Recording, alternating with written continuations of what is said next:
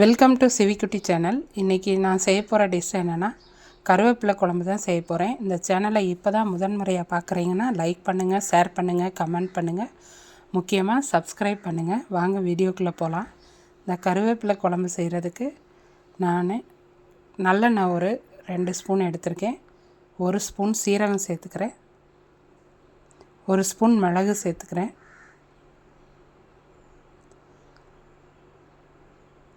அது கூடவே ஒரு 20-25 சின்ன வெங்காயத்தை தோல் உரித்து சேர்த்துக்கிறேன்.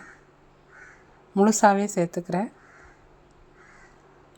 கட் பண்ணணுன்னு அவசியம் கிடையாது. இப்போ அது கூடவே ஒரு 4-5 பல் பூண்டு, சின்ன பல் பூண்டு ஒரு 4-5 பல் பூண்டு சேர்த்துருக்கேன். ஒரு சின்ன துண்டு இஞ்சி சேர்த்துருக்கேன். இது எல்லாத்தையும் நல்லா வதக்கணும்னு அவசியம் இல்லை, அரைப்பதம் வெந்தால் போதும், அந்த அளவுக்கு வதக்கிக்கலாம்.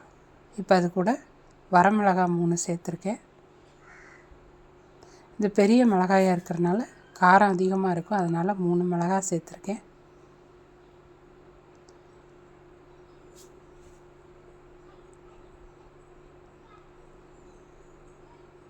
இதை நல்லா வதக்கி விட்டுக்கலாம்.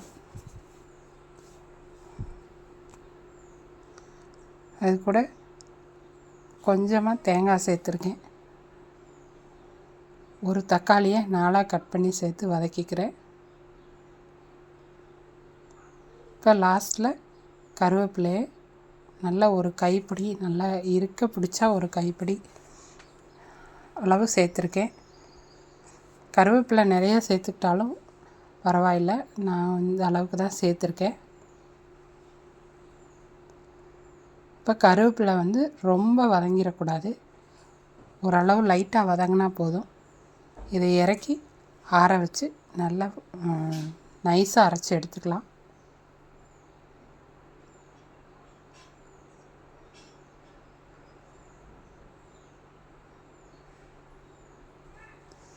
இப்போது இந்த அளவுக்கு வதங்கினது போதும்.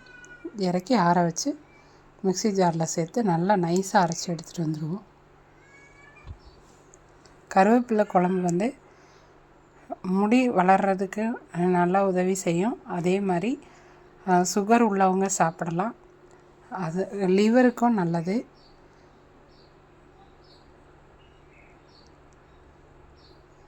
இப்போ அதே வானிலையில் மறுபடியும் ஒரு 2-3 ஸ்பூன் நல்லெண்ணெய் சேர்த்துட்டு கடுகு சேர்த்து, கடுகு வெடித்ததும்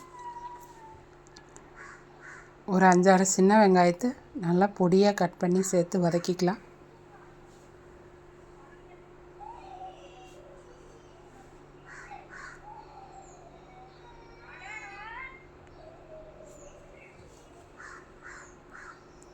இப்போ இந்த வெங்காயம் நல்லா வதங்கினதுக்கப்புறமா அரைச்சி வச்சுருக்கிற பேஸ்ட்டை சேர்த்துக்கலாம்.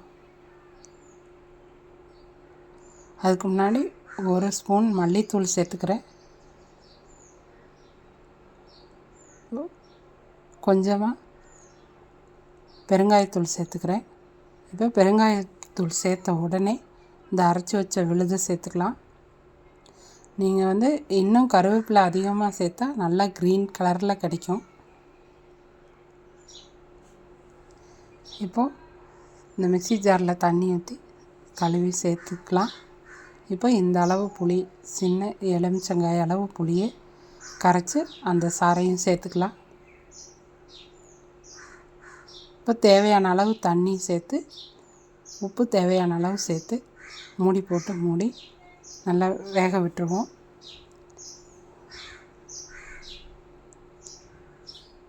இந்த புளியோட பச்சை வாசனை, மசாலாவோட பச்சை வாசனை போகிற அளவுக்கு நல்லா கொதிக்க விட்டு குழம்பு கெட்டியானது இறக்கிக்குவோம். இப்போ நல்லா கொதித்து வருது. இப்போ மூடி போட்டு மூடி வச்சுருவோம். இப்போது ஒரு 10 நிமிஷம் கொதித்ததுக்கப்புறமா குழம்பு நல்லா கெட்டியாயிடுச்சு, நல்லா மணமாக வெந்து வந்துருச்சு. இப்போ அடுப்பை ஆஃப் பண்ணிடலாம்.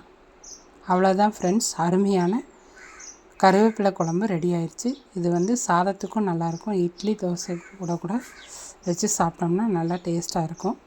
நீங்களும் இந்த மாதிரி செஞ்சு பாருங்கள். இந்த கருவேப்பிலை குழம்பு உடம்புக்கு ரொம்ப நல்லது. வாரத்தில் ஒரு முறையாவது இந்த மாதிரி செஞ்சு சாப்பிட்டு பாருங்கள். நன்றி.